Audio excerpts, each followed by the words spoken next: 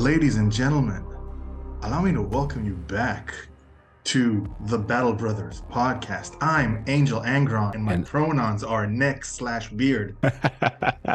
and I'm Chillzone, and I prefer not to. Come on, neckbeard as a pronoun is fucking hilarious. That's amazing. Yeah, all jokes aside, all pronouns are welcome. This is a safe space. We love you guys, one and all. Um, Before we get started on the topic of this episode, I have waited oh so long. Cue Android 16 singing. I have waited and I have prayed. And I have waited and prayed longer than One Piece fans waiting for Zoro and Sanji to either fight or fuck. Don't dream for It's the one or the weak. other. There's no in between. Um, in Games Workshop came through, Oh made big yeah, time. They came through and they gave me what my heart has wanted for so long. someone's boy got the They, treatment. they gave my boy Angron a W, and it wasn't just your ordinary W. It was a W so big Vegeta had to kneel. It was a W so big we had to take a walk with the fellas. It was a W so big I had to smoke a cigar, boss. Yeah, So quite the glow up. first of all, Angron is basically unbanishable at this point. Hmm. So no Gray Knight shenanigans. I mean, they'll find a way for him to lose Yeah, certainly. because because narratively speaking, good guys have to win and bad guys have to lose, even within 40K to a degree that exists.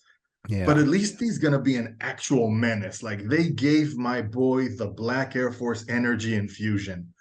Uh, and for those who don't follow the updates from Warhammer community, I'm just gonna take a little bit of the new lore about Angron. Um, there's just an absolute flex and just him being a complete menace. Um, Angron has a new weapon. It is a demon blade. Do you know how he forged this aforementioned demon blade? Oh, please do tell. Well, traveling across the endless depths of the warp, he came across a demon prince of Slanesh, or a greater demon of Slanesh, one of the two. And that particular demon of Slanesh had quite a bit of gladiatorial posturing, and Angron took that personally. So he proceeded to take an unworked piece of metal, beat the ever-loving shit out of this Slaneshi demon until it took the shape of a blade, and Yeah, proceeded to infuse the demon's soul into it.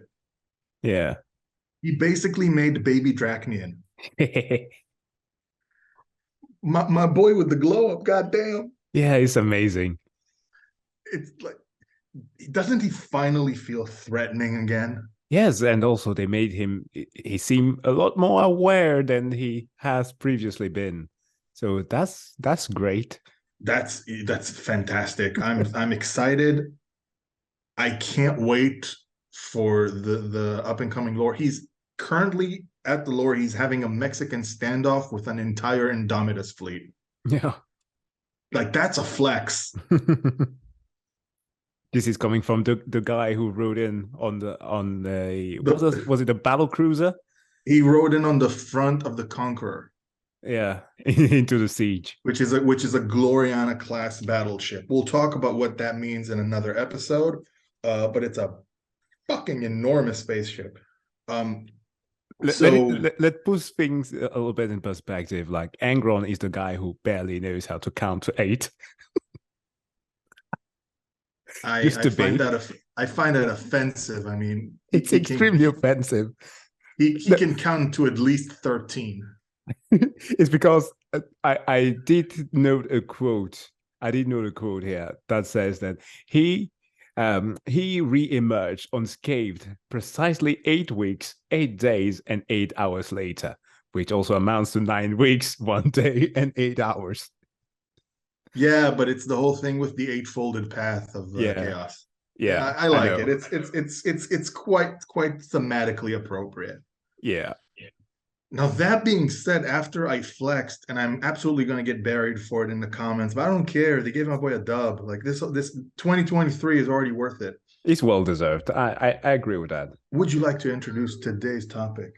Oh, hell yeah. Ladies and gentlemen, today we'll be talking about none other than the one whom many will consider to be our main character. Unlike how we go on Reddit sometime and put that r/I'm the main character to see the bad guys, those who think themselves as being the center of the universe, we have one who actually did it. The Emperor of Mankind, ladies and gentlemen. He is the character of today, or the main topic of today. So doing the research for this episode was not to be punny, but it was illuminating. Uh, Yeah. in all honesty, first thing, as far as main characters go, the Emperor is kind of unique Mhm. because in any other bit of lore, be it an anime protagonist or other science fiction universes, your main character, who is basically the anchor of the entire franchise, in Yeah. one way or another, everything revolves around him. Yeah. There's frighteningly little known about him properly. Oh, yeah. So all you have to judge him by is his feats, the choices he has made, and even as although my nickname is Angel Angron, I'm quite the Black Templars fanboy. I stand Sigismund to an unhealthy degree. But even I, when faced with this avalanche of information, found myself asking, "Are we the baddies?" Oh, yeah. That is certainly a question that we keep on asking ourselves for the greatest thing that 40K has managed to achieve, given that it is a it is war game, is obviously establishing the fact that there aren't truly any good guys. Sure, there are some who claim that they are fighting for the greater good, but there's no such thing in this universe. But of course, we see it from the point of view of humanity. So naturally, we are going to consider ourselves to be the ones who are in the right. But the Emperor comes in. Oh boy, where do I start? So let's start by introducing our emperor, who, from the one clear account we have, actually has a name, or at least one of the names. Yeah. Uh, in the book Saturnine, Erda gives us one of the more detailed accounts of the emperor, Hmm. and he is said to have been called Neoth. Yeah. That's Yeah. uh, that's a name. Is it 100% accurate? I don't know. But let's keep calling him Big E because Neoth is a fucking mouthful. Where does he come from? What's his origin story? Well, this is where things already start being convoluted and a bit fucky wucky. There are two theories about where the emperor came from, and in all honesty, none of them make sense at all. At all. Now, one of them is he's an amalgamation of souls of ancient shamans, which is basically uh, kind of vanilla basic psychers of the old age for humanity, Yeah. who self deleted in unison and brought their souls to create the emperor. Yeah. This doesn't make any sense on a variety of levels. For one, how the hell did so many people communicate with each other in what is basically the goddamn Stone Age? Yeah. Like, how long did this process take? Like, how, considering the magnitude of feats, even let's say it did happen, right? Let's say it was feasible, it was possible. Considering the magnitude of feats and accomplishments and things he's done before even the situation in Moloch, which we'll get to, Yeah. like that's a fusion power up that exceeds goddamn Dragon Ball Z. Yeah. Like, That the exponent on that don't add up. like I don't care how many Namekians you fuse together, we're not getting this sort of Giga Chad. No. So, as far as I'm concerned, the shamans who brought themselves together for the sake of mankind is a no for me. Mm. Also, when you look at the Emperor's personality, again, it doesn't make sense. Like, how would you end up being that big of a narcissistic prick? And he is a narcissistic Oh yeah, prick for sure. to to an absolutely astounding degree. Um, where you think, how does that something that noble ends up as this? Makes no sense. Just that's a no for me. You can choose to believe it if it makes sense in your head canon. I have my own personal theory, which I'll present after I present the second, which I Yeah. also don't believe. The second theory is that he is a creation, basically the last creation of the old ones who created the Eldars, who created the orcs. The old ones were um, basically life-giving beings, for Yeah. lack of a better term, who were fighting the Necrons and the Catan in what Yeah. was called the War in Heaven.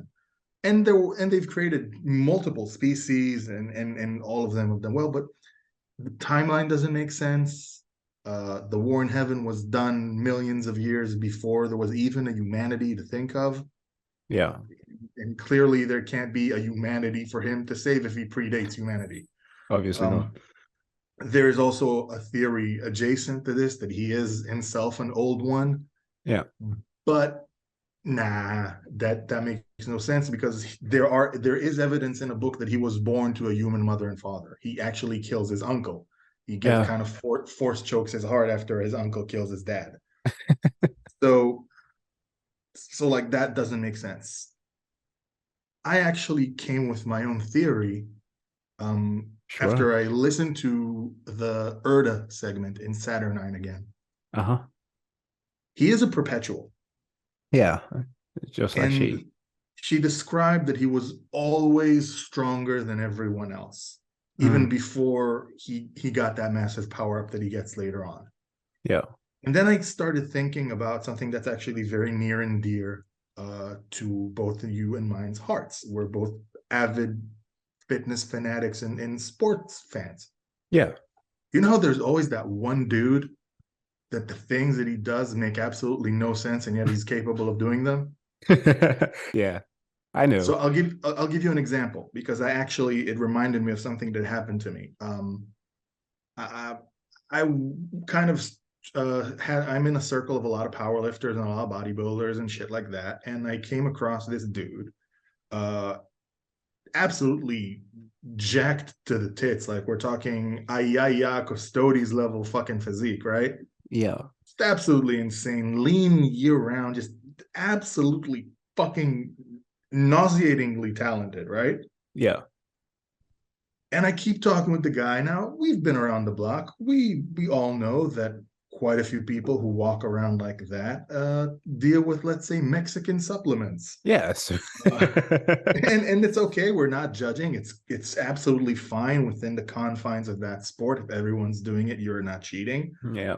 Um, and he kept saying that he was fucking natty. And I kept saying this guy's just pathological liar, off his rocker, da da da. Like, there's no way this is real. Yeah.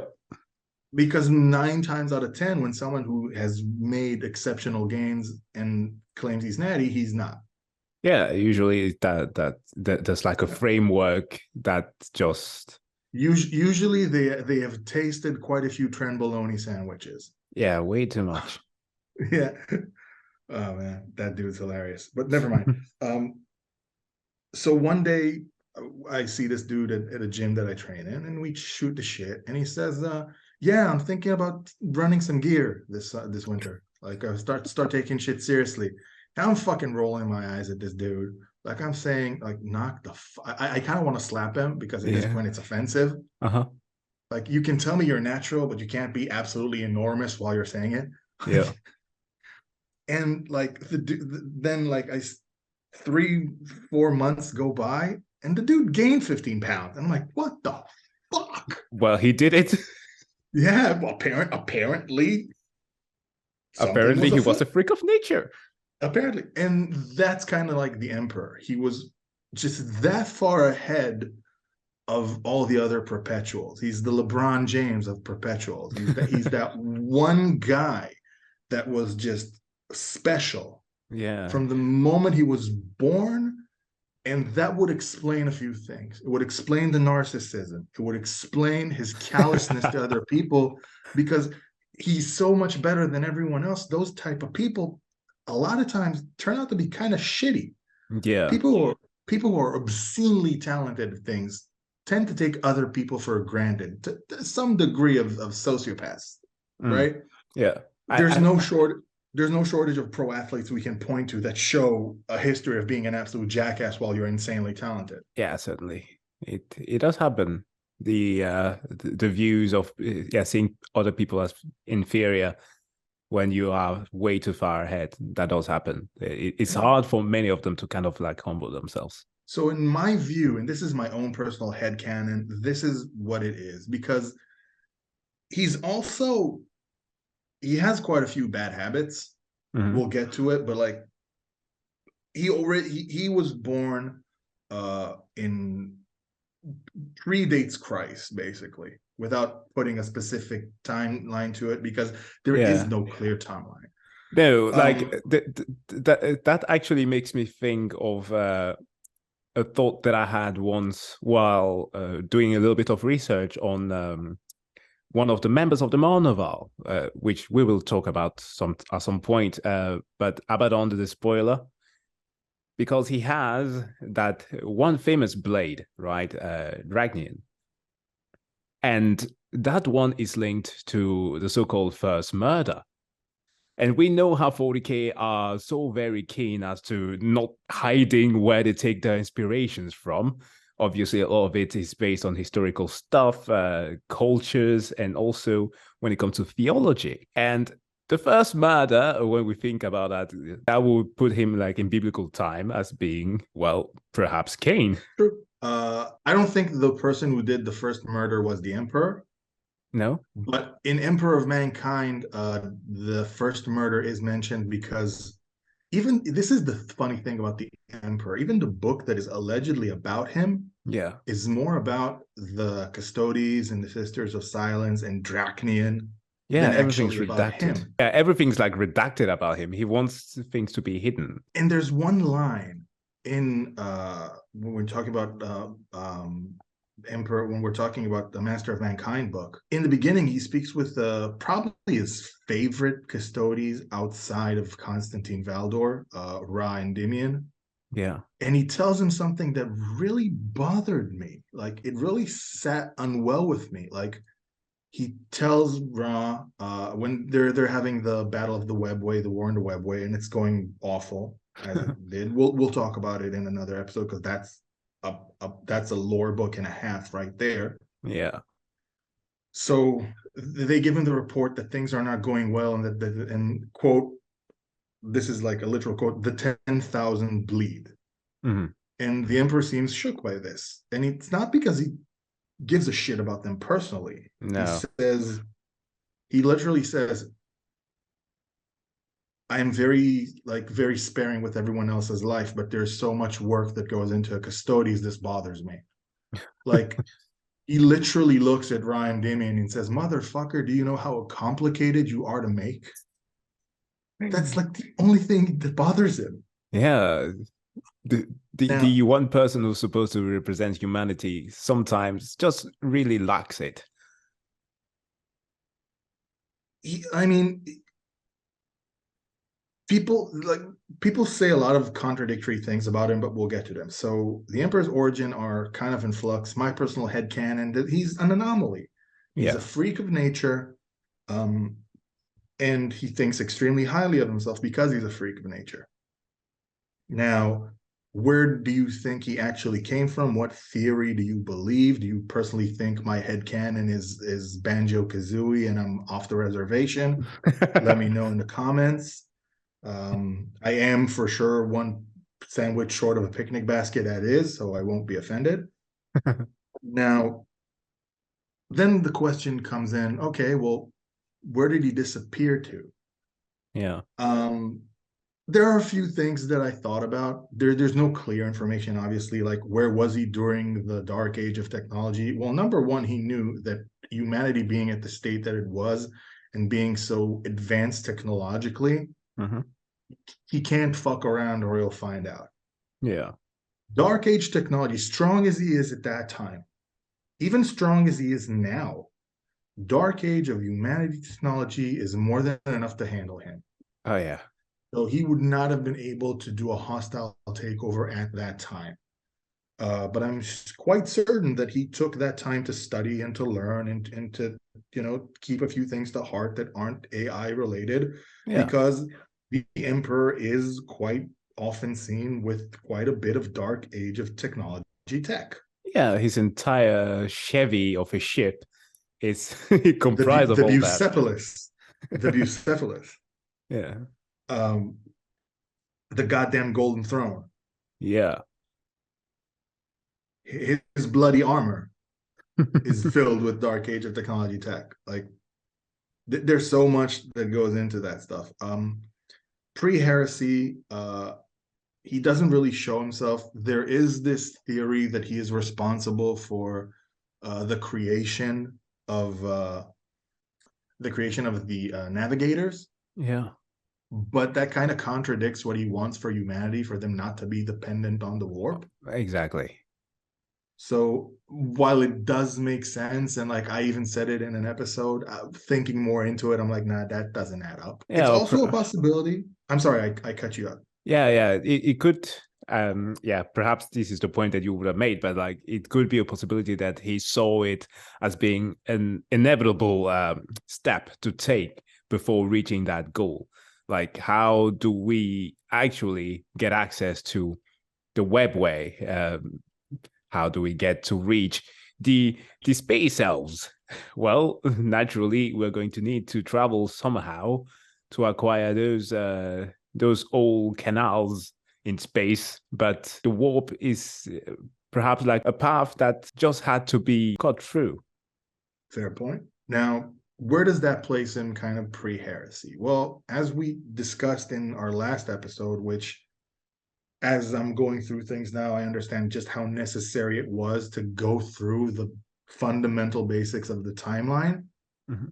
or people that are fresh to the lore would not understand why uh, the things we talk about are so relevant. Yeah. He started what's called the Unification Wars. Now, sometime during that time, this is pre-Moloch power up. He slew the Void Dragon, which was a Catan. Now, the Catans are basically gods that eat stars. Yeah. Like that's their nutrition. Like forget steak and rice, they eat planets. So that's a lot there. And this is before he went complete Sigma Chad Super Psycher. He just casually beat the Void Dragon or a shard of the Void Dragon. Still Even if powerful. even if it's a shard, there was a shard of Catan called the Nightbringer, Oh, here we go. who absolutely mollywopped the Ultramarines. And this is the So Ultramarines. yep, for the newcomers, the Ultramarines are, of course, those poster boys of 40K that you get to see on every cases, the blue boys. Yeah, it demolished them. Yeah, it wasn't even close. It was a spanking. Yeah, It was a spanking. So and it was and a allegedly feasting. and allegedly the Void Dragon is immensely powerful even in comparison to other Catan. Yeah. Theoretically, the Void Dragon's presence is what drives all the technology on Mars right now. Hmm. So that's a lot there. Yeah.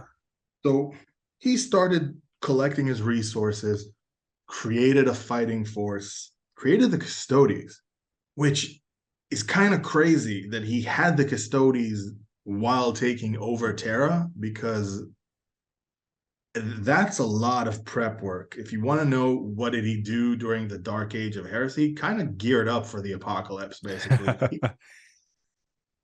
Like he had his lab in the Himalayas and he was just slaving away, creating one custodian at a time. Yeah. Following the custodians, he needed cannon fodder, so he created the Thunder Warriors. These Yeah. hulking brutes are the beta test version for the Space Marines, and they were quite effective.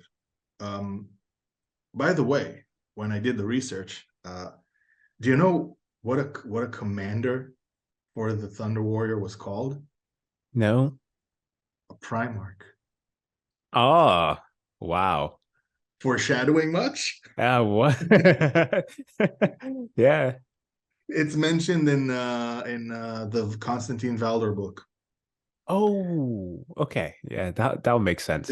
This also tells the tale of the slaughter in Mount Ararat. Yeah. So during this time, he also somewhere around this time of the Unification War, the Emperor took his ass to Moloch. I don't know how he did it, but he had to have done it during the Unification Wars, and I'll tell you why. Because during the Unification Wars is when he first unleashed the Astartes. But he can't create Astartes if he doesn't have Gene Seed. No. And for them to have Gene Seed, you have to have Primarch. So somehow this motherfucker found a way to fly across the goddamn warp-infested universe, get to Moloch, get a Chaos power up, steal power from the gods, and this is something that we need to discuss in a second. How the fuck he do that, I have no idea. And created fucking demigods. Legit, absolute demigods. One of them has goddamn angel wings, for the love of Christ. Fabulous Hug Boy. My guy. By the way, just to take it back for a second, I know you're a One Piece fan. Oh yeah, I am. Sanjay or Zoro? Oh man, don't put me in a minefield, man. I'll put you Oh, in the. I'm smack dab in that minefield right now. We're playing patty whack in that minefield. the other weaves are going to assault me for this. Okay, now I'm Zoro all the way. Well, All I right, like fair. Sanji since we got a lot more on his backstory, the whole with his family and all that. Very sad, and I love the guy just plain cook. I don't know what it is, but anytime that there is a chef in an anime, I know that he's going to be a badass. That's just like a trope, and I love them for it. Let him cook, bro. Let him cook. Indeed, indeed. No, but I'm not surprised that you're in the Zorro camp, such as myself, my fellow Sigma Chad. Yeah. Um, but back on track. So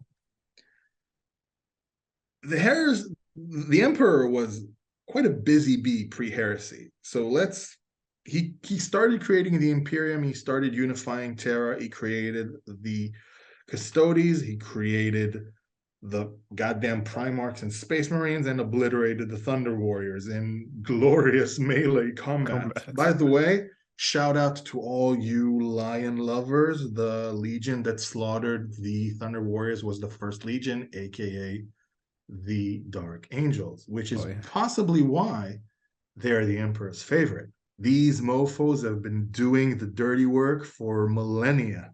That is now part of my head canon. What? Yeah, that that's why the Emperor loved them so much. I That think they that's also why he liked Malkador so much, because Malkador helped him with a lot of shady shit. yeah, because is looking at Malkador and he's like, it's just like me. No, Malkador. Let's talk about it. Malkador, because there's no reason to do an entire episode about this shady creep. I'm gonna take 2 seconds and talk about him.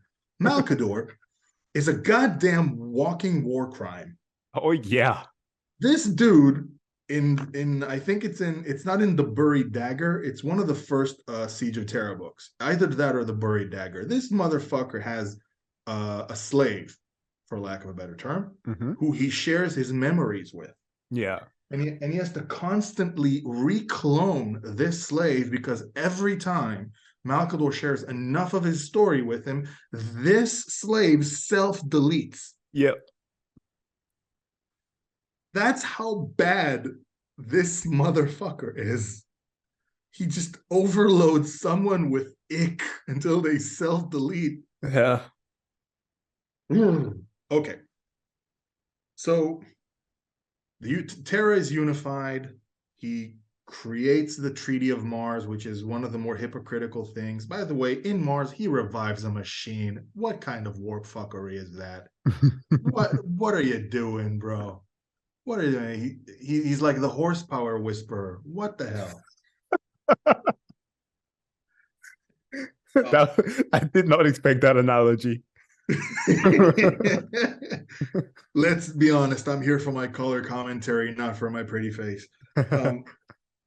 And then we go into one of the more insane bits of the story, which is the Great Crusade and the heresy. Yeah. And this is where a lot of my issues with the Emperor start. Now, when I started contemplating, are we the baddies? This is why. Mm-hmm. Even pre-power up on Moloch, the Emperor is described as so charismatic, with such a glowing presence, such an effect of the people around him. By the way, the Emperor is one of only two people that can fend off the pariah gene. Like, he is not affected by blanks. Yeah, he literally has them as his caretaker. Yeah. Do you know Pieces who's the of second sense. one? No, who? Hyperion. No.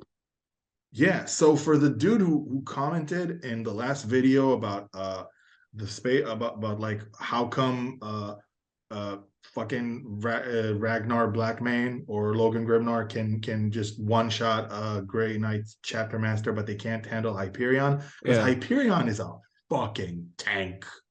Hyperion's on another level. Like, Hyperion is possibly the strongest psyker the Imperium has seen since Malkador.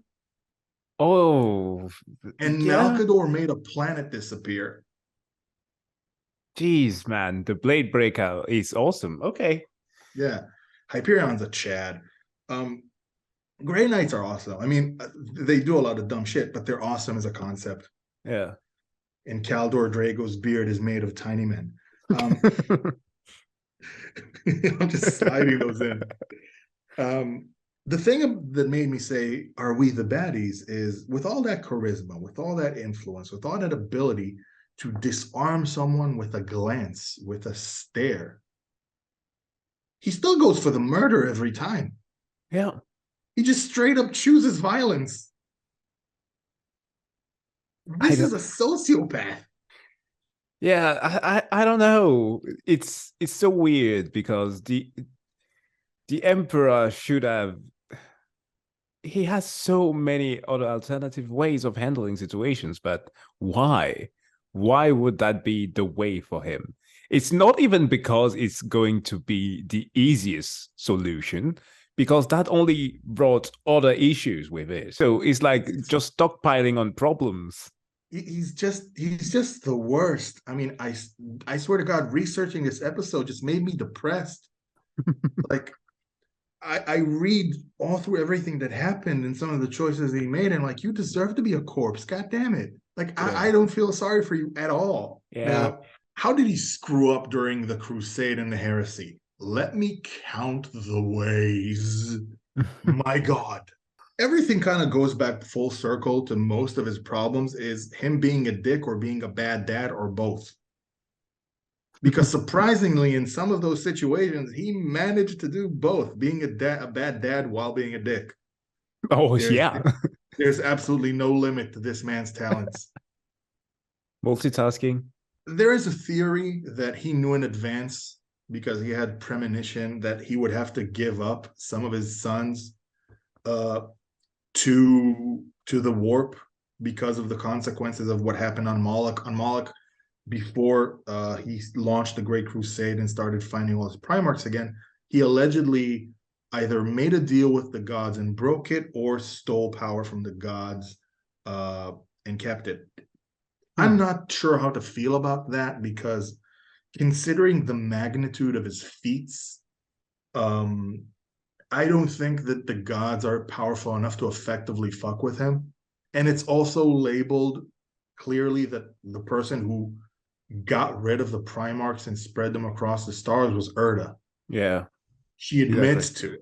So, like, maybe the malicious powers of the warp had something to do with where some of the Primarchs landed. Maybe. But they had involvement. How would someone end up in a place like McCrag? Why didn't everyone end up on a death world? Yeah, exactly. Like, to be fair, some of the Primarchs kind of had okay lives. Oh yeah. Shit, Yeah. even the lion, after he stopped being Mowgli with warp monsters, had a decent life. Yeah, goddamn knight. So By the way, he's possibly making a comeback, and I'm actually excited for it. For all you people who think I hate the lion, I don't actually hate the lion. I hate the way they write the lion. And now they have a chance to win me over and give him the rebooted Gilliman treatment and make him a viable character again. Yep. I'm all here for it. My body is ready. Keep your hopes up and try to apply the same notion when it comes to the Gorgon. He's not coming back. Let it go. You need. Listen, I understand that copium is a hell of a drug, but Ferris isn't coming back, my brother. You gotta let it go. Gotta let it go. Let the dream die, Yeah, bro. his ghost. He whispers in my dreams. If they bring him back as a skull ghost, I will laugh until I pop a kidney. He treated most of his sons like an asshole. And you don't understand why he's like that until you read the Dark Imperium books, where he finally admits that they were never sons to him, they were tools. Yeah. As he says to Gilliman, oh boy, like a prisoner being given a rasp. I feel so bad for him. Yeah. Bruh, imagine being the one son that has to hear what everyone kind of suspected of, like, you are useful to me until you're not. Yeah. And you're basically saying, like, fuck it, Horse was kind of right. Yeah, that's basically it. And it made even worse when you are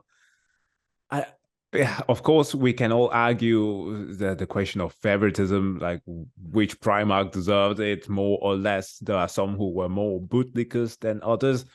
But the guy who is, I personally consider him to be like the poster boy of what the Imperium should strive for, because he literally does all the things that his dad did not have to do, such as murdering people on sight. He likes diplomacy. He establishes Shroud. It makes the Imperium expand. Actually, wants things to thrive. Yeah, he does his bloody taxes. The dude did not avoid the IRS. I do. No, if we're sidetracking, present setting Rabudi Gilliman is a deeply tragic character where he realizes that, well, first of all, everyone he knew and cared for is long gone. He's quite unfathomably alone. Mm-hmm. And he understands to a degree everything he knows is a lie. Yeah. Because Plague Wars, for example, ends with him sitting down to read the Lectitio Divinitatis. Yeah. It's the goddamn Gospel of the Ecclesiarchy, ironically written by Lorgar. Yeah. But he sits there to read the goddamn Book of the Emperor. It's fucking insane. And then he's a conduit for the power of the Emperor during the whole thing where he burnt down Nurgle's garden. Like, he has a lot to recalculate in his reality. Yeah. And it is this son that just gets told, hey, listen, so I'm not really your daddy, so don't call me dad. Okay. He gets told he's basically a sentient Deloitte drill. Ugh. Like that's bad, man. That's bad. Yeah. So he treats all of the Primarch in their own special ways awful, but his traitor Primarchs are the worst. For starters, he denies Angron something he gave everyone else, and Angron learns more of this as things go along, and just becomes more and more resentful of the Emperor. Not that he wasn't fucking seething to begin with, But he just learned. The more he learns, the more he hates the emperor. Um, like yeah, he sees other legions and he sees, well, you let this dude keep his friends and you let this dude keep his friends. Why'd you let all my friends die? This is something that Angron says when confronting says it when he confronts Lorgar actually during the book Betrayer, Yeah. where he says, "You kept that mule core Pharaon. He let the lion keep his wolfkin. I'm sorry, to keep his family. His I don't recall the exact quote. I'm sorry, and it's a long quote, but he is holding on to a grudge. Yeah. Like it's absolutely insane. He steals a kill from Mortarium and just says Lamau. That's basically what he does. Uh, he absolutely dunks on Lorgar's favorite city. Oh yeah. Uh, he actually doesn't do anything nasty to Fulgrim. Fulgrim's just a dick. To be fair, Fulgrim is the only one that the Emperor hasn't slighted. Yeah. He's Even just a dick. even Corvus, who kind of got the similar sort of Angron treatment, he just also just let him do his thing. Was like, yeah, go solve it. If you succeed in freeing your people, then I'll help. Like, oh boy, I kind of hate the Emperor. Oh, we'll get to that. I have, as I said, are we the baddies? I have a very firm decision there. Um, and so the one thing that he does worse is he keeps ignoring their emotional state.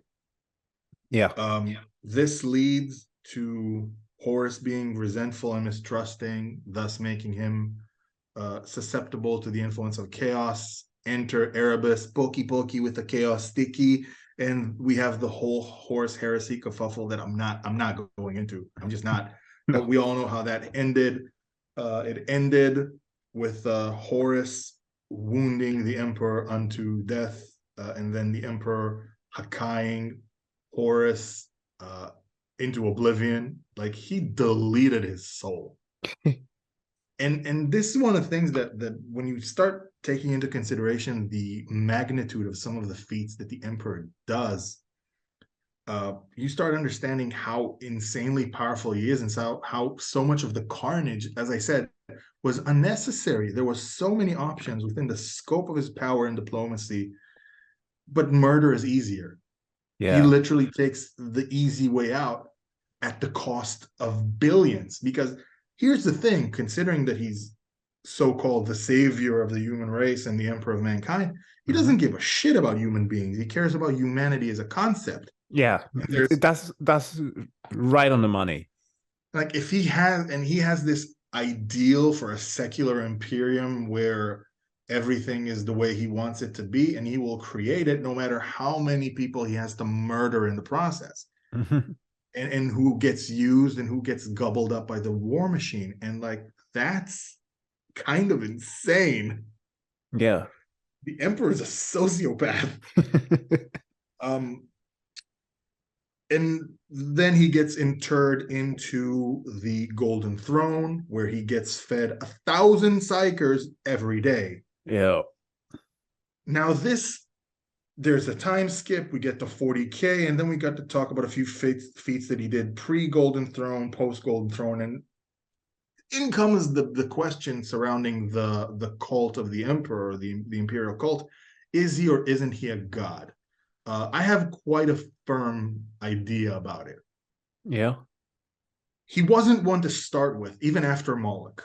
He Yeah. was godlike in power. He had incredible skills in biomancy. He could change his own appearance, how he imprints himself on other people. In Yeah. some situations, he could make himself so radiant that people who would look at him would get flash blindness. Oh yeah.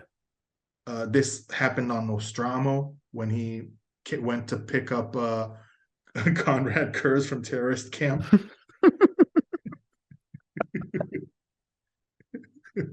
Oh, Come home, son. This whole planet is haram. my eyes. My eyes. Speaking of haram, I have to share something absolutely horrendous with you. No, not in that way, but just it made me remember something. Okay. So, as you all know, I maintain somewhat of a luscious beard. It's more full and sometimes than others, but I was one of the issues that come with maintaining a beard is you have to trim certain things to keep them in check. Yeah. And I went to trim my mustache, and I had the wrong comb on my clipper. Uh-oh. And He's gone. I essentially, instead of kind of diluting my mustache by 20%, I diluted it by 80%, Jesus.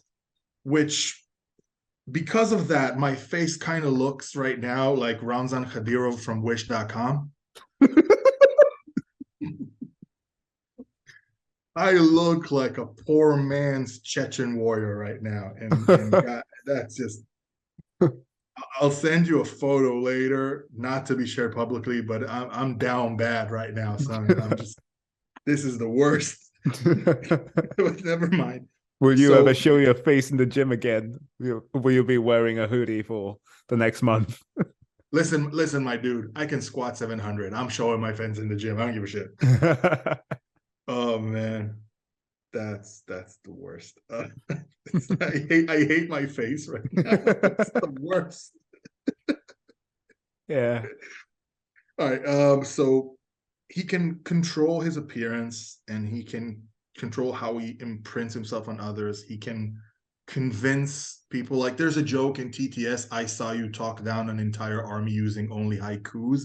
That's like a joke, but it's not an exaggeration. He is No. capable of something like that. This is a godlike being that you can understand how Lorgar would get fucking confused. I Yeah. would too, and I can't believe I'm defending fucking Lorgar. Yeah. Doing this research made me understand him a bit. I'm not gonna lie. Yeah, and so goes for the ecclesiarchy and everyone else who starts worshipping him in 40K. I can understand, considering the fact that he once interred on the golden throne, ironically, while his body is shattered and while his mind is splintered to a bazillion little pieces, Yeah. the Star Child and all those things. I'm not getting into that. It's a lot. Yeah. But there are, first of all, he has an actual manifestation in the warp. Like, there is an entity associated with the Astronomicon in the warp. Mm-hmm. That entity appears in the Black Legion books. It's quite interesting. It's not as powerful as you would assume within the warp, but it's a lot. Hey, it does stuff. It's there. It's probably a shard of the Emperor. Yeah. But is a presence, and he has a tangible war presence, which is insane. He's also consuming 1,000 psychers a day and being prayed to just constantly by trillions. It's not billions, it's trillions. It's quadrillions of people all across the Imperium. Yeah. Like, he wasn't a god to start with, but he for sure is a god now. One, yeah. He is the fifth. All jokes aside, and Vashtor the Archfane, all due respect, the fifth Chaos God is actually the Emperor. I mean, yeah. What is an Imperial Saint? What is an Imperial Saint if not demonic possession? Oh yeah, sure. Saint Celestine, demon. Yeah, Saint Celestine is a greater demon of the Emperor. Yeah. The Sanguinala? Demons. Demon worship, goddammit. Yeah, I mean, I believe it. For example, since last time we touched on the Sisters of Battle, the sheer fact that there is a certain manifestation of what is more than luck surrounding the deeds or the blessings that they receive, the luck that they have on the battlefield, them literally not dying to being shot at sometimes. It's The faith So is not that. There is literally a and representation of warp energy there. That's what I the, believe, the at least. feats that he has accomplished since being interred on the golden throne are nothing short of godlike. For example, let me give you one specific. Sure. He in the book Plague Wars, he empowered a child directly. He imbued her with his direct power. How strong was the kid? This is a child. This is just someone going, he goes like, boop, you're special for today. And this child slowed down time, practically walked on water, touched a plague ridden battlefield with the goddamn Death Guard, right? Every step she took was surrounded with a golden aura, and every drop of sand she touched with her feet would get cleansed from plague. She cleaned a well. She purified a well from a fucking Nurgle infestation, right? Like that, Wild. it's wild. And she walks into this battlefield where the Custodes are fighting and Gilliman is fighting, and time slows down and the Custodes captain looks at this child and goes, "My lord." He recognizes the emperor's energy in her Yeah. from millions and millions and millions of miles away. This is bonkers levels of strength. He is exponentially stronger than he was at the Great Crusade, at the Unification Wars. He is almost beyond godlike at this point. He was Yeah. strong enough to infuse Gulliman with the power to burn down Norgal's garden from within. Dude, He noped Gulliman from death. it's crazy. I think I kind of have a thing where I'm imagining that the Emperor was just waiting for a reason to leave his mortal shell to ascend. I Being don't like, believe that. I think that he is. I think that he was too much of a narcissist to think that he needs a power up beyond what he had. yeah, maybe.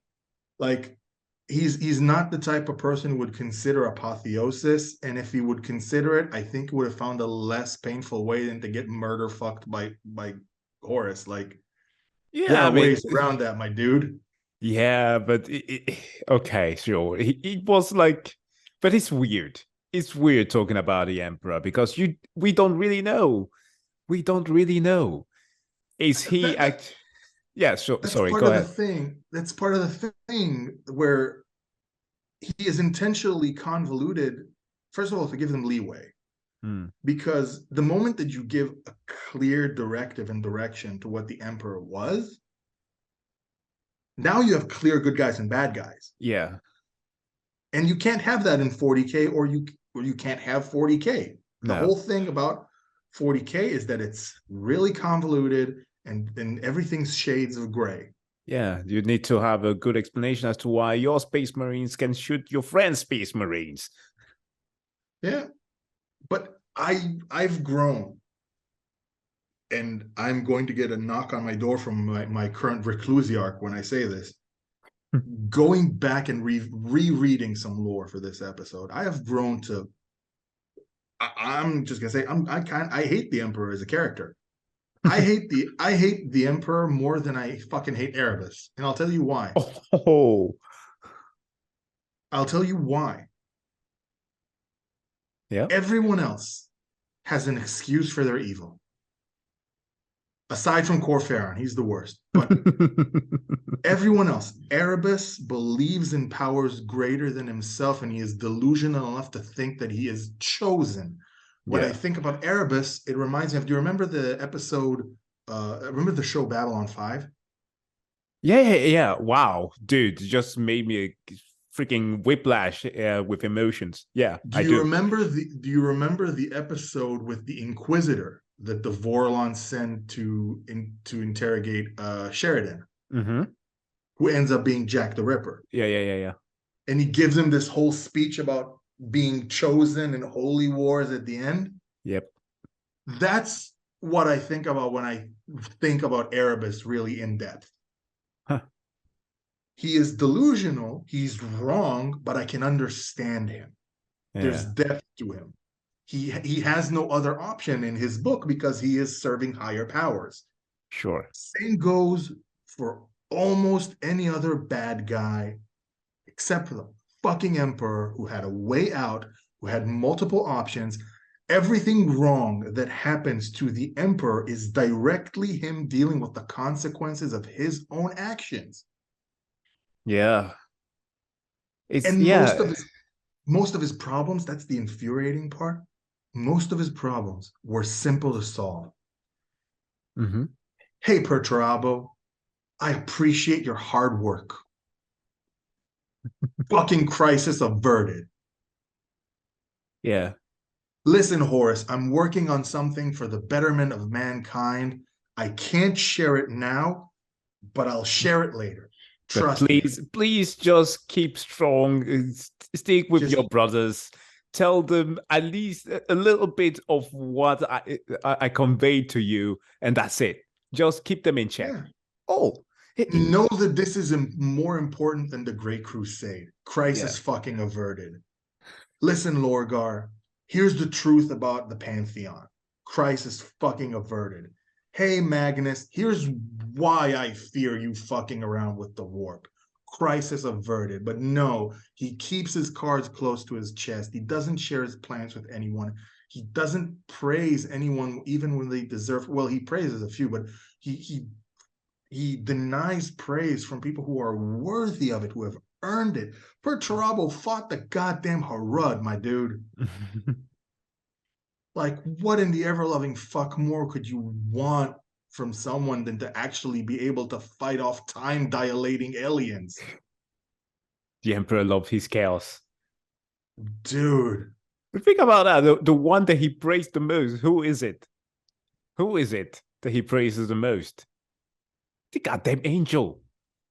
I mean, the one who can be literally confused as being No, a you're deity. wrong. You're Oh, wrong. am I?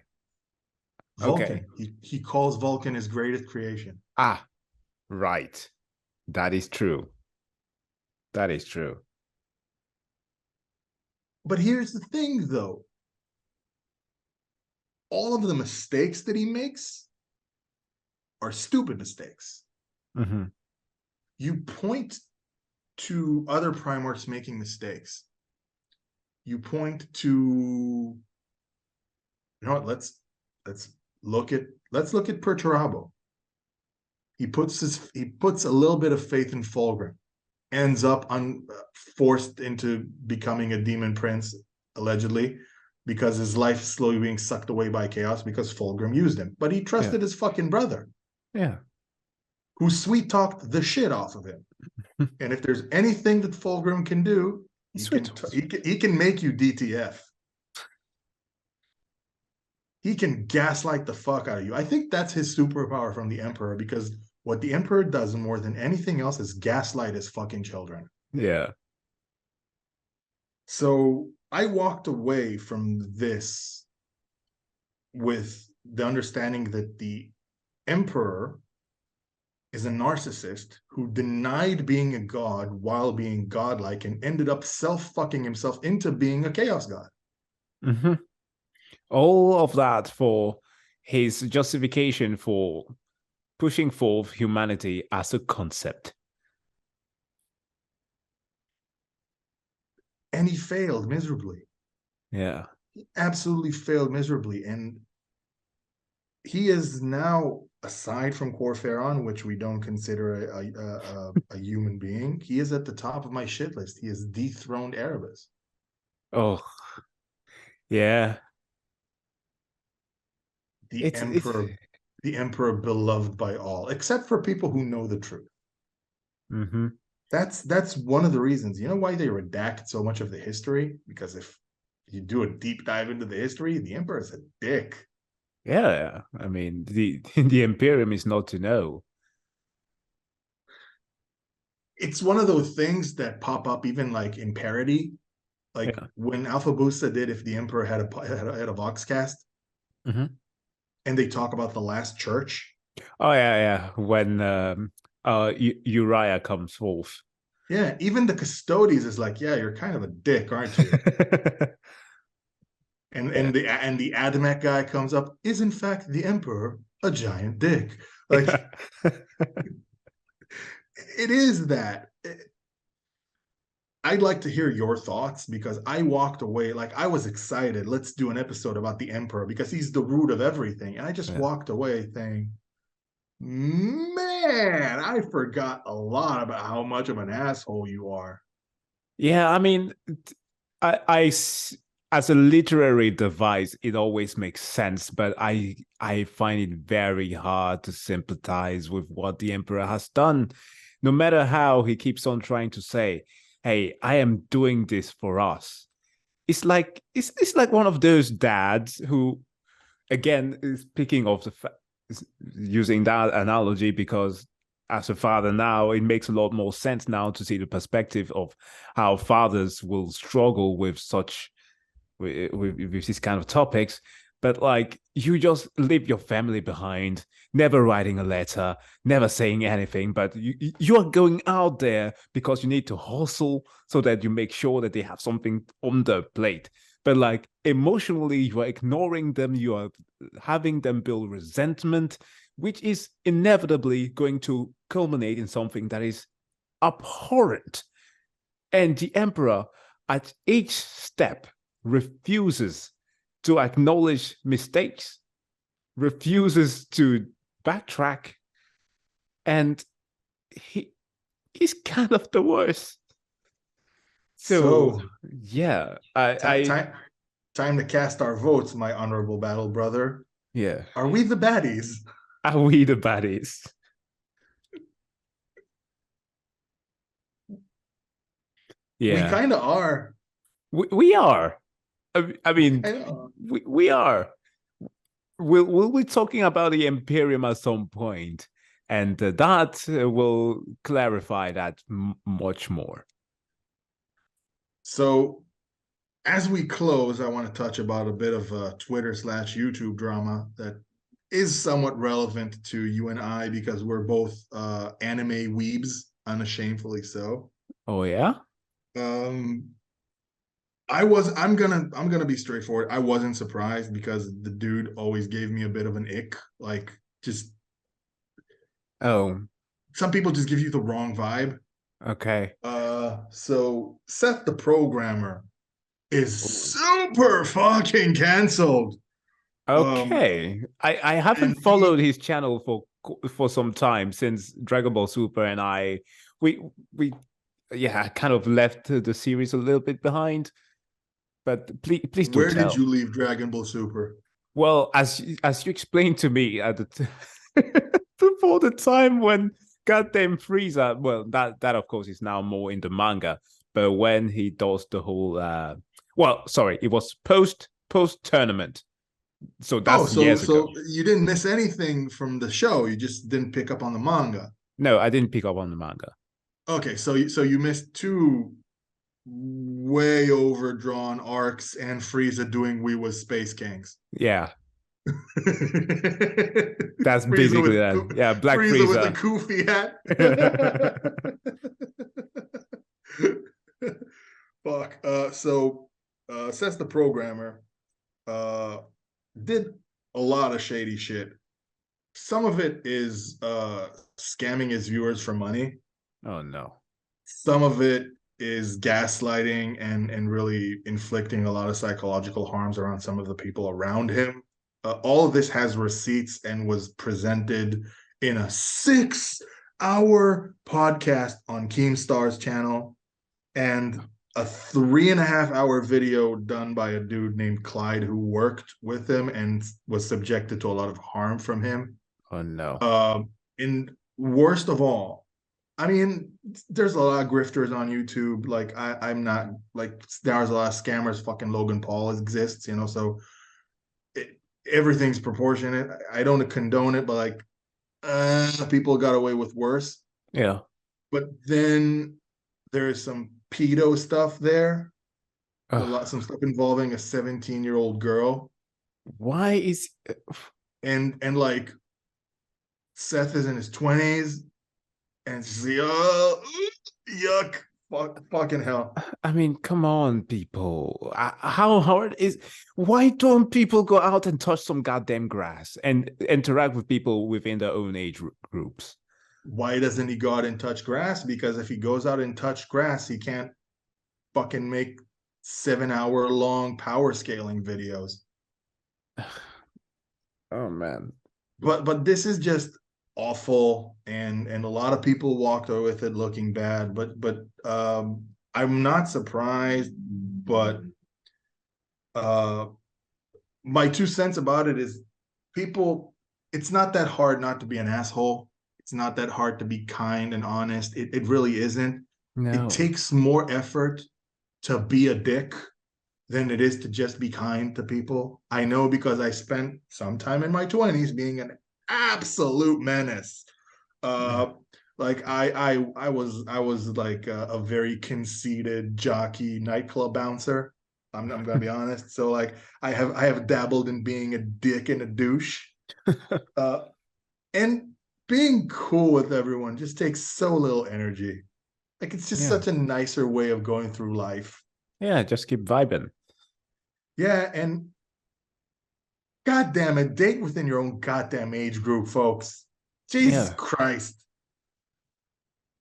I mean, like, I know 17 isn't the worst, but it's still fucking inappropriate. And he also made a horrible joke about something with a 4-year-old. I'm not quoting that. Fuck Uh that. oh. No. No. No, enough. And it's just like the whole situation is absolutely fucking disgusting. And um while I don't agree with the concept of cancel culture, I think it's kind of a dumb concept. Yeah. Sometimes you just got to draw the fucking line and drop the ban hammer. Yeah. Like Um, some accountability has to be taken somehow. Like. yeah, and I hope Seth gets help. Uh, Seeing how he lashed out, he basically went full anime supervillain on Keemstar's podcast and just admitted to everything. By the way, Huh. laughed it off, talked shit about everyone that accused him, and just he was literally a villainous laugh away from being full on Skeletor. Damn. I It was was thinking just about Kira from Death Note, but that Skeletor is fine. the king from Full Metal Alchemist. Goddamn menaces. But yeah, just I hope he gets help. I think he needs help. I think there's quite a bit wrong with him. He made a goddamn fanny poo for a mod. That's like some serious sociopathic tendencies there. Um, and I think he should stay off the internet. I think that he's one of the he might be one of those people that clout just fucking poisons their soul. Yeah, that's always a good thing to do. Just stay off the internet for a little bit of time and reevaluate your choices. Bro, I do that for 1 month out of the year. Like I have my birthday in May. Yeah. Uh I just don't do anything online community related during that month. Like I just clear off. Yeah, And it's good for the fucking soul. it's important, man. Do we we we sometimes I myself now get sometimes desensitized for certain things. Like I will hear jokes, I will hear statements about stuff, and I feel like, huh, well, that just happened. Let's move on to the next one. And of course, I'm not saying that people should just spend the time philosophizing about the meaning of every word that they hear. No, it's not about that. It's just feel what it's like to live and what it's like to actually be kind, be genuine with things. Then you'll know if something is hurting other people when something is actually genuine. So yeah, take some time off. He certainly needs that. And I don't know if it needs to be clarified. Don't joke about hurting children. It's Yeah, aside from being awful, it's just really weird. Like it's really weird yeah, and like I look at everything he's done and I'm just thinking like, who hurt you, dude? Like Yeah. what is going on there? Like I don't feel bad for him, but I can assume the circumstances that led him to be the way he is, and it's awful for all parties involved. Um, it's just the worst, and it's disappointing, and hopefully the people that he hurt will recover, and he himself will get help. And yeah, like that's like how, it's Yeah. awful. I chose a really poor subject to close on, but if I would have did this to start, we would never get the podcast going. Yeah. On a closing note, um, we kind of capped off on the Emperor. If you want to know what we're moving forward, it's really up to you. Do you want us to talk about Primarchs? Do you want us to talk about legions? Do you want us to talk about the Imperium and its bureaucracy? Let us know in the Yeah. comments what's the most popular thing that you want us to talk about, and we'll move on from there. Yep. And we have a few things that we are working on for you to make this community grow, and you'll see them in the coming days and weeks. Yep. Until next time, my honorable battle brother, Have a good one. have a good one.